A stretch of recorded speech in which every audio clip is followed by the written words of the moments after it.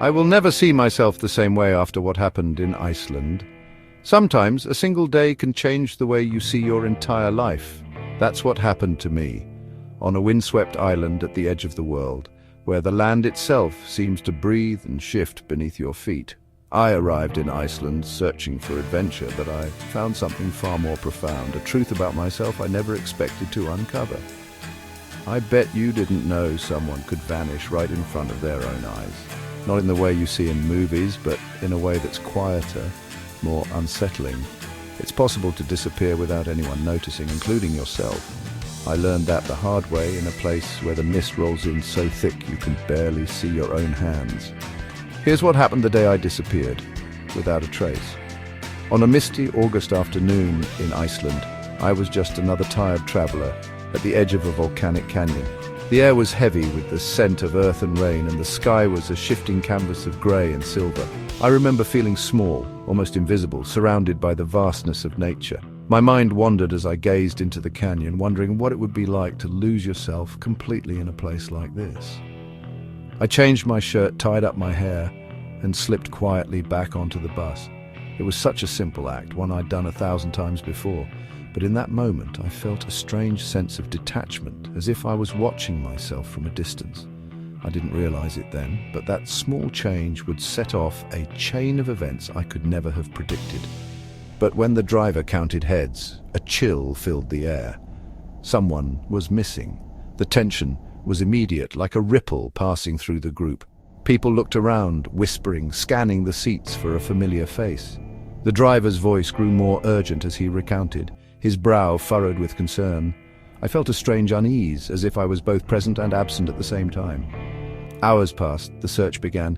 Helicopters, flashlights, the landscape transformed into a labyrinth of shadows and echoes. Volunteers fanned out across the rocky terrain, their voices carried away by the wind. The searchlights cut through the darkness, illuminating patches of moss and stone, but finding nothing. The sense of urgency grew with every passing hour, as hope and fear mingled in the cold night air. People calling out into the endless wild. I even joined in, my heart pounding, thinking, how could someone just disappear? I shouted a name I didn't recognize as my own, my voice echoing back at me from the canyon walls. Each call felt more desperate, more surreal. I searched faces in the darkness, looking for a sign, a clue, anything that would end the uncertainty. But the truth was, I was searching for myself, even if I didn't know it yet. At 3 a.m., exhausted, I reached into my backpack and found my old sweatshirt. My hands trembled as I pulled it out, the fabric soft and familiar. I stared at it, trying to piece together the events of the day, the faces I'd seen, the words I'd heard. The bus was silent, except for the soft hum of the engine and the occasional sigh of a restless traveler. That's the one everyone described, the one that had become the symbol of the missing person. It was a color and style I'd chosen for comfort, never realizing it would become the key to unraveling the mystery. I held it tightly, feeling the weight of realization settle over me. In that instant, everything clicked. The confusion, the searching, the sense of absence, it all pointed back to me. I was the one who had vanished, not in body, but in identity. I had become a stranger to myself, hidden in plain sight, and in a flash I realized the missing person was me. The shock of that moment was unlike anything I'd ever felt. It was as if a veil had been lifted, revealing a truth I'd been avoiding for years. I wasn't just lost in Iceland, I was lost in my own life. I hadn't recognized myself. None of them had. My appearance had changed so much. My hair, my clothes, even the way I carried myself. I realized how easy it is to become invisible, to slip through the cracks of your own story. The people around me saw a stranger, and for a moment so did I. I'd changed how I looked, but really I'd lost sight of who I was. I'd spent so much time trying to fit in, to adapt, to be what others needed me to be, that I'd forgotten the core of my own identity. The reflection in the mirror was unfamiliar, not because of the surface changes, but because I'd stopped looking beneath them.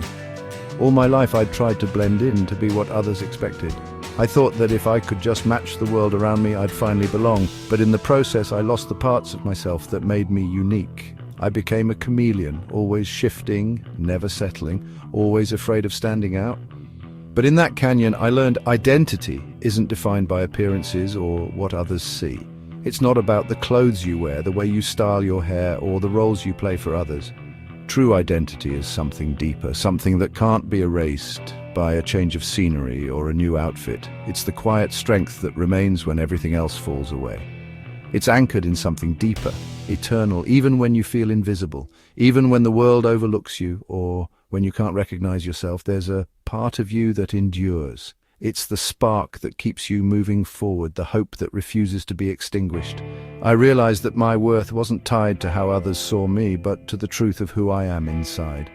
In that moment, standing alone in the Icelandic night, I felt a presence greater than myself, a gentle reminder that even when I feel lost, I am never truly alone.